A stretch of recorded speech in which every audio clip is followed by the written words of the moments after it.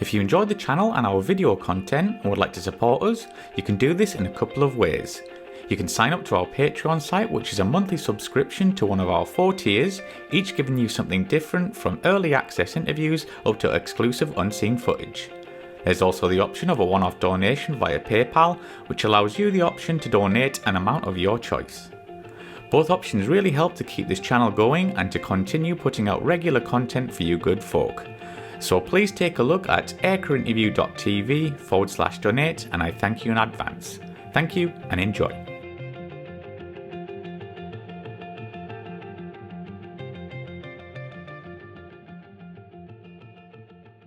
Steamer, when did you first become interested in aviation?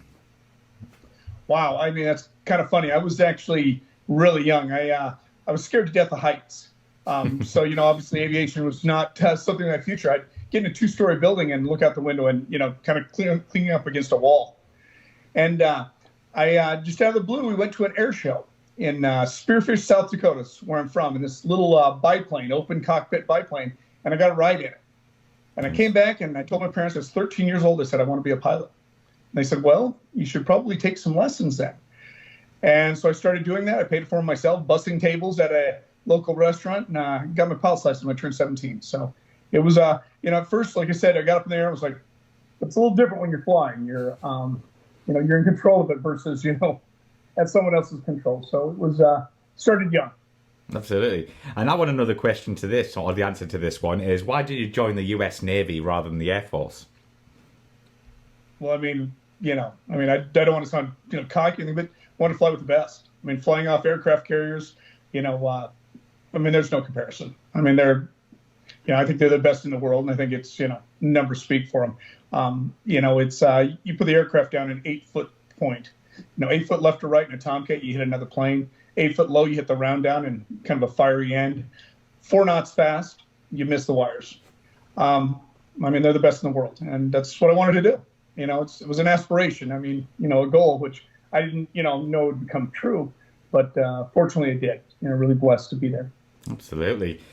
So can you tell us what year you joined the US Navy and some of the initial aircraft you started training on before you went to your frontline aircraft? Sure. Well, I graduated college in 87. In 88, I went to flight school for the Navy. Started out in the T-34, Charlie, the Turbo Mentor, a little prop plane. Went through that. And, of course, all the way through in the U.S. Navy, you're graded, as, in every, service. But you had to have certain grades to be jet grades, because in the Navy, we broke it down into 3 categories. You either flew props, jets, or helos. And you had to have a certain number of aboves, meaning above grades, in your flight training to be eligible for jets.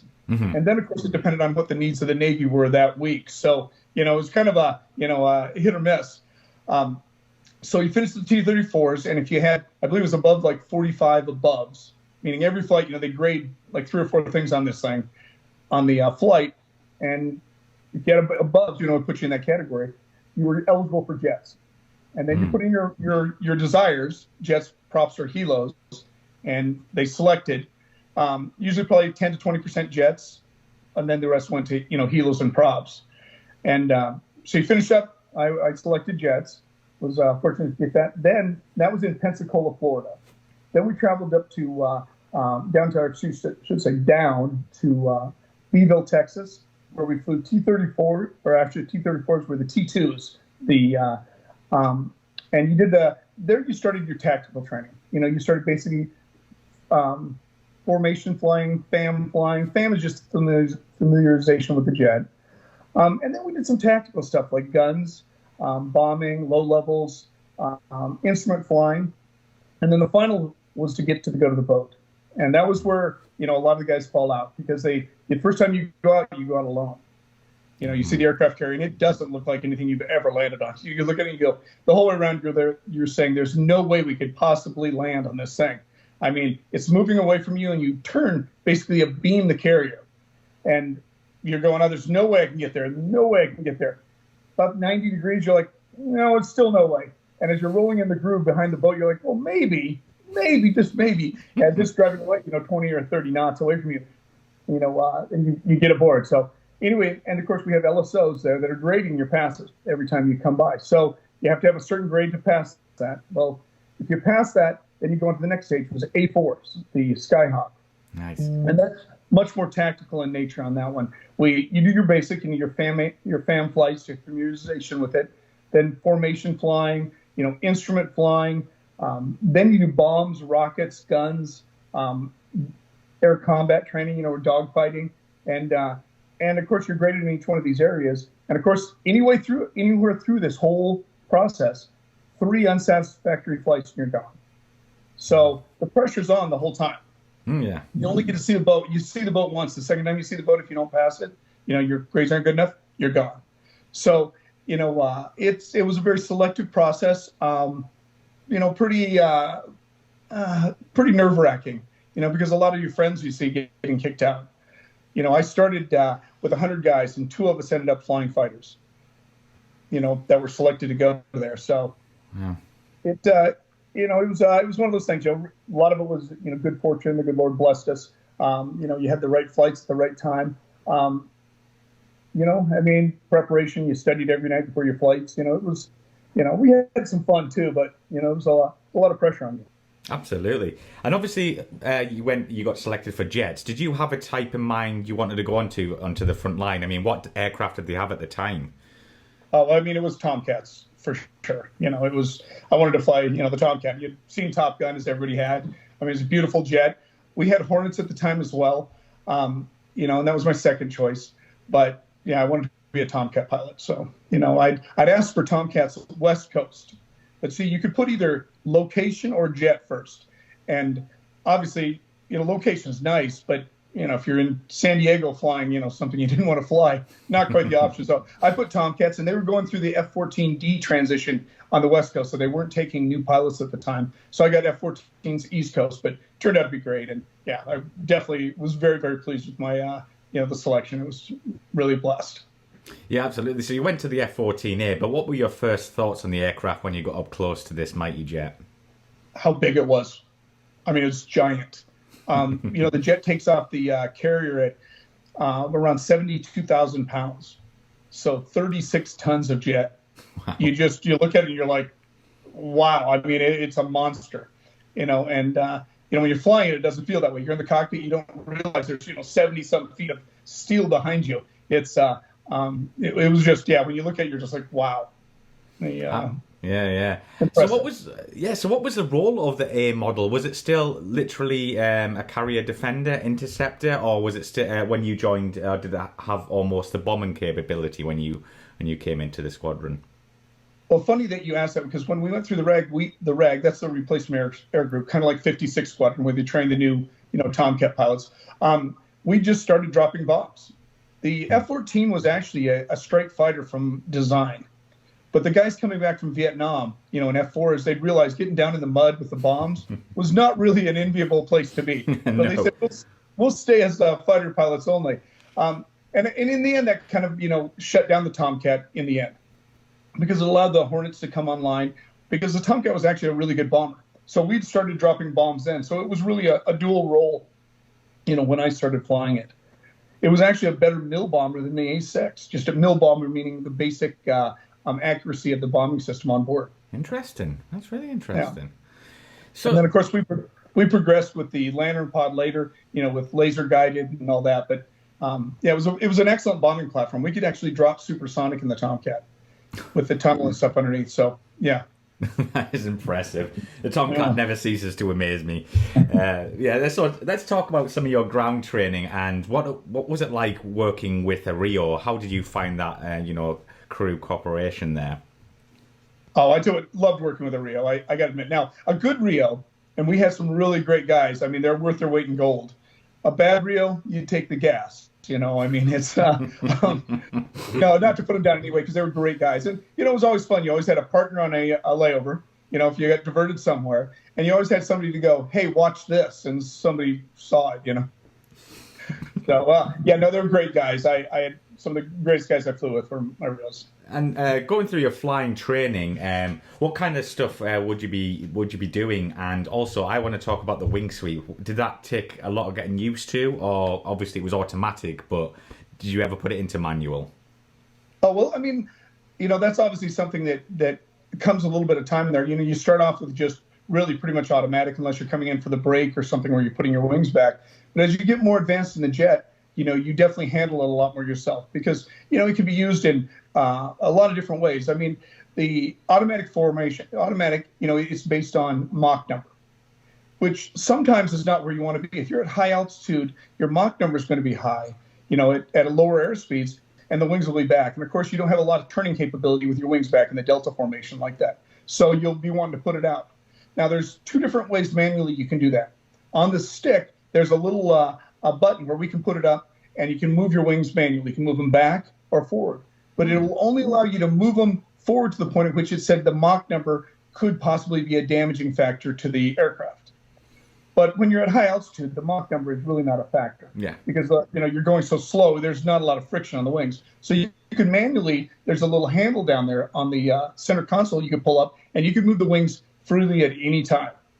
Now, the danger there is obviously if you're going super fast, you did that, you could rip your wings off the doggone plane. You go up at Mach 2, not a time to move the wings. Yeah. So, and obviously, as you got more and more advanced in the jet, you'd be moving them forward at different times. Like, you might come into a fight with the Air Force or anyone with your wings fully back. So they think you're up at about 500 knots when really you're back about 300. Then as soon as they start to turn, you pop your wings out and they realize that you were at a lot slower speed. We could really fool them in a fight. Yeah, so it's really pretty effective a lot of times. Yeah, because that kind of moves on nicely to our favourite subject on the channel, DACT or BFM, ACM, whatever you want to call it out there. But so who did you fight and how did the F-14A fare? And did people not get used to the wing sweep like, oh, well, we know what he's doing. Yeah, we can see him coming in, pretend to be fast. Well, I mean, the F-14A was underpowered. There's no question. The TF-30 engines were not what were designed to be in the aircraft. So it was more of could you fight it? Well, some guys could fight it great. They're really dependent on the operator within the aircraft, and that comes down to any jet. And when we talk about the F-3, it's a similar thing, where you're talking about, abilities and really defines the jet. Now, two equal pilots in, two different aircraft, well, a different story, if one has better turn radius and rate or more power than the other. But the A, it was a lot more difficult in a dogfight because it was underpowered. You had one shot. You didn't make up for it with a lot of thrust to weight as you could in like an F-14B or a Big Mouth 16 or one of those kind of things where, they can get their energy back in a matter of seconds. So it had its capabilities. It had its limitations like anything, but we fought everybody. We fought, F-18s, F-16s, F-5s, A-4s, Kafirs, pretty much the whole gambit. Yeah, and what would you say fared, let's say, against an F-15? Did you rate your chances, or were you a bit nervous coming into that kind of dogfight situation? Well, I mean, something like an F-15. F-15 generally doesn't go to the merge. They're an outer air battle, air defense fighter. And in that one, the Tomcat wins every time. We shoot in Phoenix. We shoot them before they even really had us on their radar most of the time. If you're allowed, our full combat capability. Usually the F-15s wouldn't fight us with Phoenix because they knew they were going to die. Well, I mean, you get into the point, you get to the point where they could even shoot. Well, we can shoot now in a no escape zone with our missile. And, obviously, it was, classified and stuff at the time, but you'd shoot and we just exit the fight. And then they'd be fighting a Phoenix and not us. And, it was, they usually limited us to Sparrows when we came into a fight with the Air Force. And the F-15s because they knew, and it was really impossible for them to fight it. Mm-hmm. And we can't talk about the Tomcat without talking about your first trap and takeoff on the carrier. What was that like, Steamer? Wow, I tell you, obviously, once again, like all the other jets in the Navy, they don't put somebody else. Well, in this one, we'd have a reel with us, but no other pilots, and you go, it's on. I mean, you've done it in two other aircraft, so there was a little bit of familiarity with the carrier and the operation there. But, it was just what it looked like is, they had jets stacked around there and you're going, I'm going to hit one of them. I mean, the jet was just giant and you're coming aboard this carrier. Yeah. But, in comparison, the A4 was very small and so was the T2. It was a big jet, but, it performed great. It really did. It was, it was kind of like any other jet. You just go and you just do it.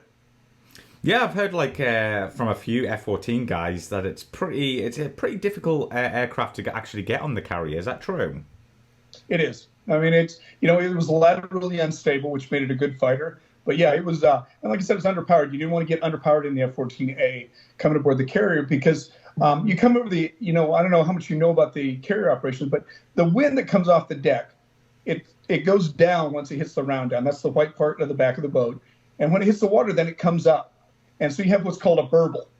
So in the middle, you'll find yourself getting kind of ballooned up, and you want to pull power off and push your nose over slightly. Of course, we're flying angle attack, so we try and keep a set angle attack. But then you got to come right back on at the power. And the F-14A had about 7 seconds between full idle power and full power before it spooled up.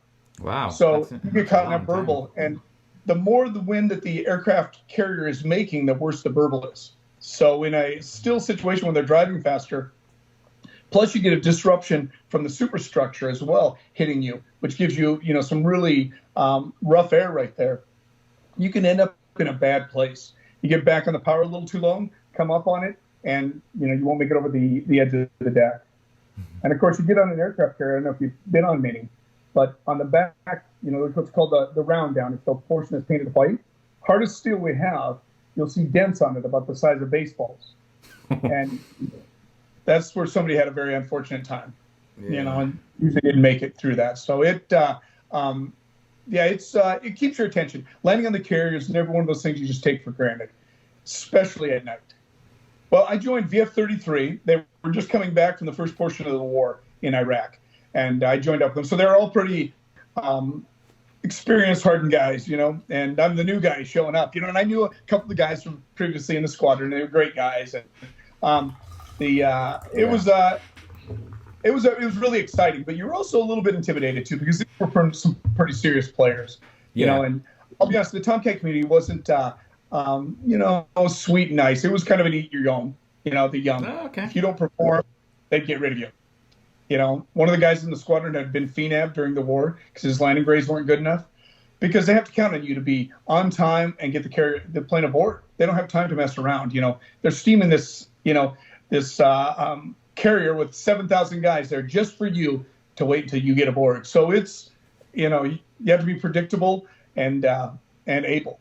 So it was, it can be a little intimidating at times, I think. But it's a lot like joining a fraternity. You know what I mean? Once you become part of it, you find guys within the fraternity that become really tight with. You're good with everybody, but you have your better friends and stuff, and you do everything together. You in the mornings we lift together, we go work out together. If you weren't flying, you were in the gym with the squadron. It was and at night go out and have a couple cool ones, or go to the pub, as you say. It was a lot of fun. Didn't seem like a job, if that's Oh yeah, I can imagine that. But even on the carrier, obviously, I don't know how many F-14 squadrons were on the carrier in your time, but did you interact with each other, or were you like fraternity, you stick to your own? Well, we interacted a little. I mean, because we'd have mixed sections and we'd go out together, but not much. And there's a lot of rivalry between the two too. It's like your fraternity. You're hanging with your own, because you weren't. I mean, you might be in a mixed section, you brief it together, and you do things, but you didn't hang out a lot with the other guys. It just wasn't, they were them. Exactly. The other guys. Yeah. But they were all good guys. But you get, what I'm saying? But it's just like you said, like fraternity. It's fellow fraternities. You might have a party together or something. You knew some guys there you liked, but you sung out with your squadron. Yeah, it's almost like football teams. It's like you're both on the same, like you got the same mindset, but you're like, I don't really want to hang out with you if you're not my team. No, exactly, Mike. Exactly. Yeah. Yeah. I very much so. It's very much like a sports team. Very much. And you also managed to fly the B. What was that like, transitioning from the A to have them big engines? That must have been really cool. Well, you see, when I went through the RAG, we had both A's and B's because you didn't know which one you were going to, which squadron. So I already had a taste of the big engines, and wow, I mean, it's a different jet. I mean, just truly a different jet.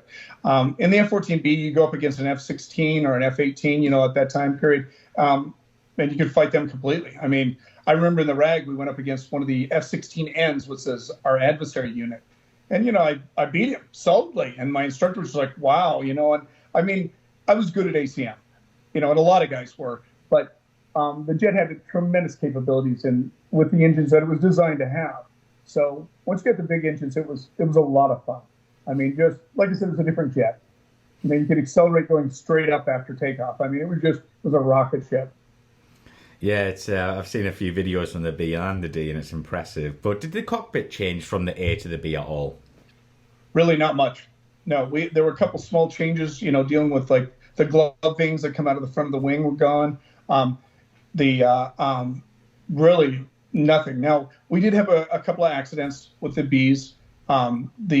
The engines were tuned up. These were the GE-110s that the F-16s had at the time. Yeah. Only we had two of them, and they burned through the control rods on the horizontal stabs for the Tomcat. And of course, when you did that, the horizontal stabs on the Tomcat were the same size as A4 wings. If that gives you kind of an idea on how big they were. Well, a friend of mine, matter of fact, I was out with him, the night before. He was going up in the jet, and A6 guy. He was an LSO, so he was getting.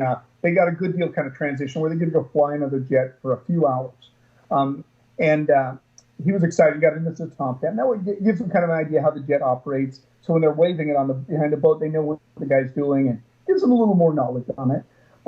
Anyway, he was getting geared up, and he was doing his low-level run that night, the next night, and he was going to be on 200 feet, Mach 1.8, 2.0, something like that, and he had a burner can burn through, and the jet just disintegrated. So, they said the fireball went 20 miles.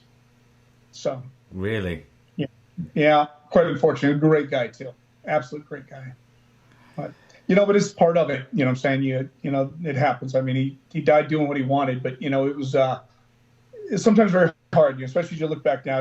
Memorial Day, I called his dad, and he was still broken up because it's part of naval aviation. We lost a lot of jets. We lose a jet a cruise pretty much on average. Yeah, we didn't make it out. It's part of the lifestyle. Yeah, exactly. But was there any envy from the A guys to you B guys having these new big motors? Oh yeah, I mean, for sure, the A guys were very envious of the Bs and the Ds. Now the Ds had a different cockpit as well. They had a different HUD. It was a phenomenal jet. I mean, absolutely phenomenal. But A guys were very envious, as you guess. I mean, they didn't want to fight the Bs or the Ds. It was just such a superior aircraft, with that addition. Yeah, and I've heard a few things from I've interviewed a few A and B guys, and they said I think the A was faster. I can't remember if he said down low or up high. I don't know how true that is. Is there any truth to that? Oh yeah, no, they're exactly right. The B was actually, it had a little more restriction on the engines, but so you'd only get the B up to about 1.9, maybe 1.88, 85, somewhere in that region, 85 to 9. The A, I had it above Mach 2. It was it took a lot longer to get there, but it just wasn't it didn't have as much thrust away. But with the B, you got a little more restriction on the engines, and it kept you out of the Mach 2 range. One of the questions I've asked a few people, but I've never really got a straight answer, so maybe you can help me with this one, Steamer. Obviously, maybe. The A's always, or seem to always take off with afterburner on the carrier if they were heavy, but the F-14 B and D never did. Was this like a restriction because of that engine thing, or just because they didn't need to put it into reheat afterburner? Oh no, the B wasn't allowed to be at full afterburner, or to be an afterburner behind the jet blast. The wall that comes up behind the Tomcat. When you're taking off, for all the jets, it's called the JBD, the Jet Blast Deflector, and that's to protect everybody on the deck from an afterburner or an engine taking off like that. And it's water cooled. There's actually lines running in there that keep it cooled. Well, the F-14B's jet engines were so hot that it couldn't handle the heat. So we weren't allowed to use afterburner at the start of the takeoff. But a lot of times what we do is we'd stroke the afterburner going down the, when you're being launched, going down the rails, and it would light off. The engines were so secure, you could move it during that point, going from 0 to 150 miles an hour in a little less than 2 seconds. You could light the afterburner and be in full burner at the end too. But no, we weren't allowed to use it, while you're standing still. When you see the guy down there and you see the guy, the pilot salutes and he kneels and points, couldn't be in burner at that time in an F-14B. So what would you say are the biggest strengths and weaknesses of both, I guess, let's say the Tomcat in general rather than the A and the B model, just the Tomcat in general would be great. Well, obviously its weapons platform was its greatest strength. I mean, it was. With the Phoenix and the AUG-9, you could reach out and touch somebody, 150 miles away, and they'd blow up before they even knew you were there. That was its strength. I mean, it was a fast jet. It was a great low-level, very stable platform. The negatives really got down to more like maintenance items. It took 8 hours to change an engine in a Tomcat and like 2 hours in a Hornet. So it came down to cost. And I mean, they could have updated the Tomcat, and they had the Tomcat Quick Strike was our next iteration, and it was superior to the F-15, Eagles, or I mean the E models, not the Charlies but E's, and strike capability and stuff. We could haul more ordnance faster, and we had a lot more room in the nose because the bigger jet allowed you to have a lot more electronics, like better radars and stuff like that. But it all came down to cost. The Tomcat was, unbelievably expensive in comparison. You could get a little F-16 for about 20 million, and a Tomcat was talking about 65 to 70 million. So it was just, it came down to economics. And of course, engineering design. I mean, changing an engine 8 hours, it just wasn't feasible anymore. They had to take the old rivets and hand rivet them out instead of, a couple of latches, and the engine falls out basically. So it was, it had just reached its time, unfortunately. Yeah, because that's kind of the next question I was going to say. Like, do you think it was retired too early? Well, I mean, we didn't really have the capability with the Hornets to supplant what the Tomcat could do. Hornet's a great little day VFR fighter, and that's what it was. That they were slow, gas critical. They didn't have the ability to carry missiles and really reach out and touch somebody. Yeah, But, so I mean, that in that way, yes and no. I mean, did we really need that at that point? I mean, the Soviets had kind of, been taken down. We weren't fighting the Chinese at the point either. It worked. The question is, do we have anything to replace it now? And really, no. So, it's kind of sitting back as a Tomcat guy, I go, do you need air defense to reach out and touch things? Well, probably do. Can the Hornet really do it? Well, of course, I've been out for a while. So, what they have now is a little bit out. The F-35, I think, brings a lot more capability with its electronic warfare, and its integration within the whole battle system, with the radars and stuff like that. I can't talk a lot about it, but I do know. But it gives them a lot of capabilities to really know what's going on out there, Yeah, absolutely. So maybe can you share a few stories from memorable stories from your time on the Tomcat, and at the end, which did you prefer, the A or the B?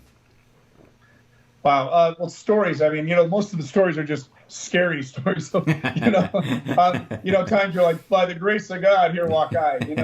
I remember one time we're getting ready to go to the aircraft carrier, and obviously, you work up to going out to the carrier. You do a bunch of what's called FCLPs, field carrier landing practice, and you go out to an outlying field and you do some touch and goes with LSOs on the station waving you. You come in for the break, and you tried to pretend it was just like the boat. Of course, it's not, but you're making an attempt. Yeah. So, and of course, the only time we could get the landing field out there was in the middle of the night. I guess like 2 a.m. in the morning, because all the RAG students are going at the normal times. They don't want to send them out there in the middle of the night. They want them to have a fair chance at it. So our Charlie time was 2 a.m. So we launched out of Oceana at 2 a.m. Of course, it's a misty, rainy, nasty night on the East Coast. And of course, we're going out there VFR, and you'd fly out a certain radial, and you'd hit these lights, which was the women's prison out there. You'd take a certain heading off that, and you'd find the field, 20 or 50 miles, direct down this other radial. Well, you get out there and you do your stuff, and you're coming back. Now, you're all alone. Nobody's talking. It's rainy and misty, and came back to Oceana, and Oceana had a 12,000-foot runway, 11.9, something like that. So you come in for the break, and you land. Well, the Tomcat, when you'd land, after you land, you put the stick full aft, because it put a lot of drag on the aircraft. And at 100 knots, you start the brakes. You're like, no problem. Nice quiet night. You do the brake, land, stick aft, and you hit the brakes, and nothing. And you start sliding. And I'm like, this isn't good. Because, we're good in the Tomcat. We've got a hook, and there's a wire at the end of the runway. Yeah. You throw that down. Something's going on. You keep going straight. But I'm already, as soon as I touch the brakes, one kind of grabbed a little bit, and we're sliding sideways down this runway and turning. And I'm, so now you're kind of like, what the heck do I do? Now, as a side note, the Tomcat had a 00 seat. So you can eject on flat ground, and you're perfect. But once you went off an edge, any edge, you were no longer in the envelope, and you'd hit the ground. And kind of deadly. So you're going to die from the ejection. So you need to eject before you get off this runway.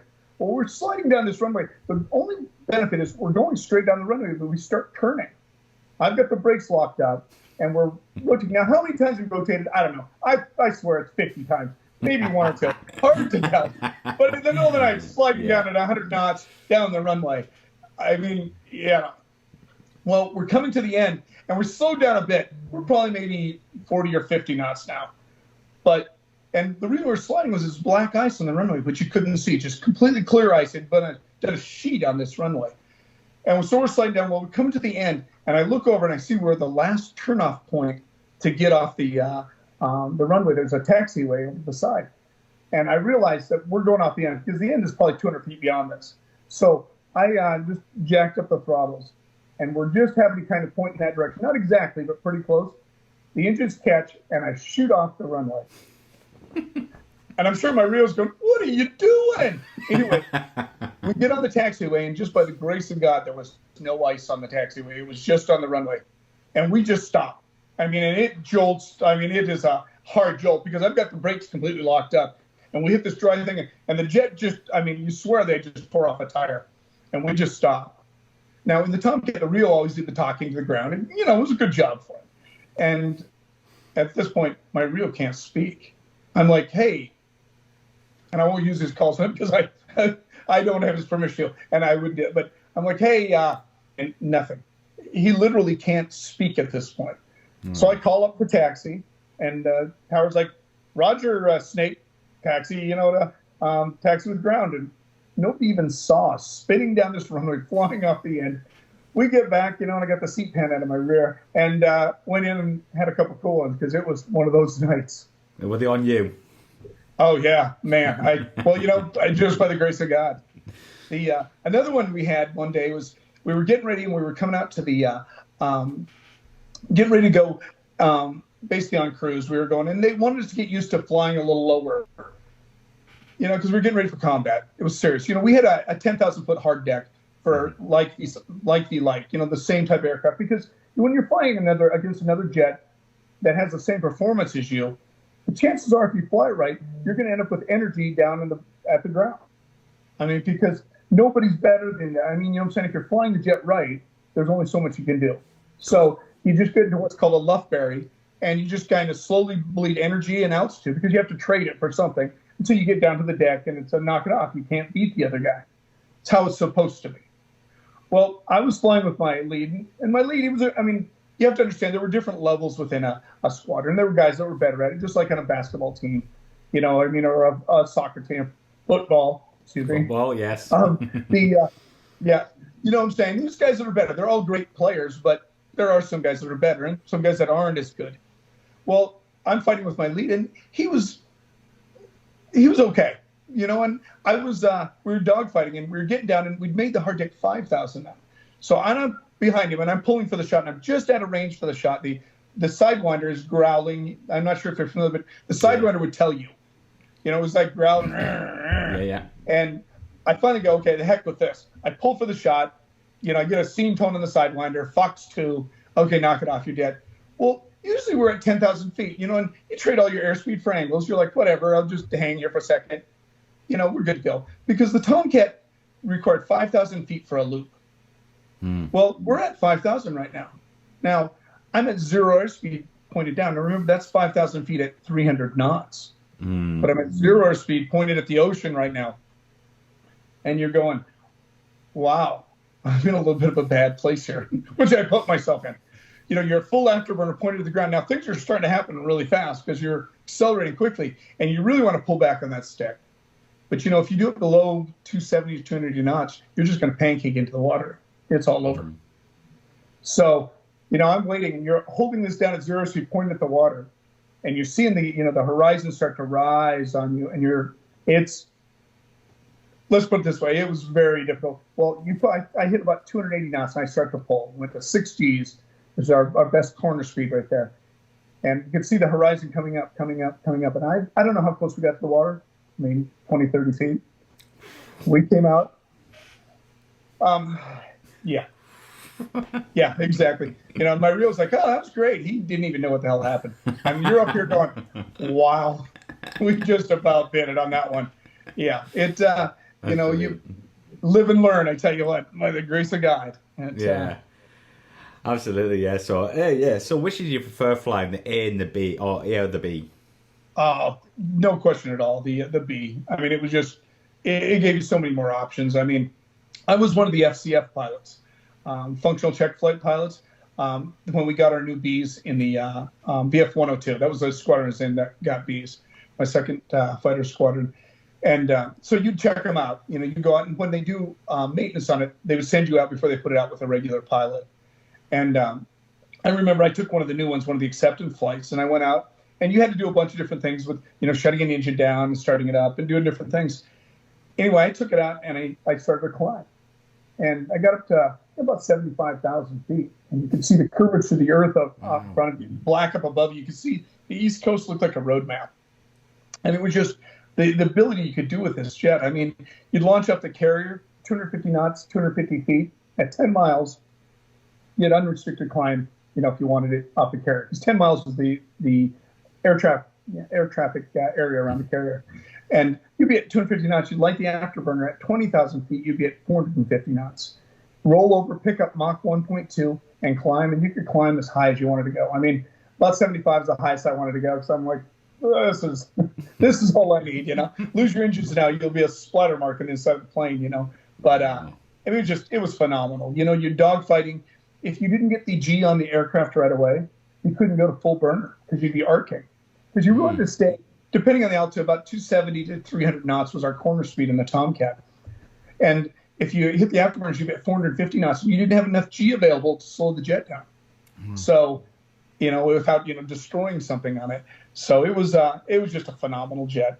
It was harder to fly a really good pass of the boat because the engines were so powerful. Just a little touch and you'd pop it off the top of the the Fresnel lens there. You just go around really quick. But it was nice. If things went bad, you could always go around. It wasn't 7 seconds. You're like wham, and you were gone. It was the Bs were just phenomenal. Absolutely amazing. So how many hours did you actually get on the Tomcat altogether? How many hours? Mm-hmm. I had about 1,100 hours on the Tomcat. Nice. So you got your 1,000 air patch. I do, yeah. I got a 1,000-hour patch right over here somewhere. I was just looking through some stuff. That was the 1,000-hour patch right there. Nice. That's impressive. That's like the coolest patch you want, isn't it? Minus the F3, Well, for us at the point, it didn't really mean that. I mean, you're flying. It's kind of funny now because I look back and I go, gosh, that was a really cool jet to fly. At the time, it was just what you did. You didn't really think about it. You weren't like, oh, wow, you're like, well, I'm a Tomcat pilot. And it seemed like there were a ton of us. Everybody, we had, I guess 24 squadrons of Tomcats, and there were, about 12 jets in each one. But now that I'm a little older at an airline and stuff, I realize how few of us there really were. I mean, you really, put 3,000 or 4,000 Tomcat pilots total in the history of the jet. And, and that's from it was not as many as you think. Yeah. I mean, it's, so, because, your average pilot, is there for probably 4 to 8 years, and you start, looking at it and going, wow, there weren't as many as you thought. At the time, you thought everybody was a Tomcat pilot, So. Yeah, I think for like us av geeks and people who, haven't flown and stuff like that, and obviously with a movie, it's almost like being a space shuttle pilot. It's like, oh, the Tomcat, it's got this movie, and you're like, oh, you're a pilot or a Rio, and it's that cool factor, but obviously you guys were just like, yeah, it's our job, this is what we do. Yeah, so I mean, just, what I'm saying, I mean, when you first get the jet, you're like super excited and stuff, but then just, it's everyday life. You go out and fly jets, it's a real blessing to be able to do it, but you realize that now that was actually a really, really cool job to have. So,